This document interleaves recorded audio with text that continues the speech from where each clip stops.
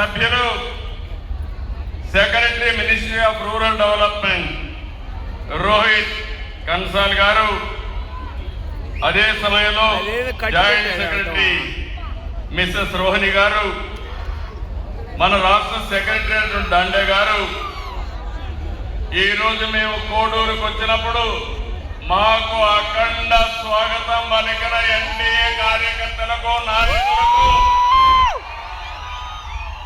ప్రజలందరికీ నమస్కారాలు.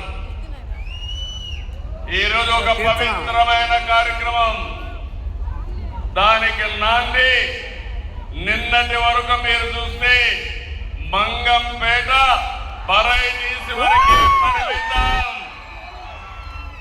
ఈరోజు దేశానికి ఆదర్శాన్నిచ్చే జీ కార్యక్రమం ఇక్కడ ప్రారంభించారు.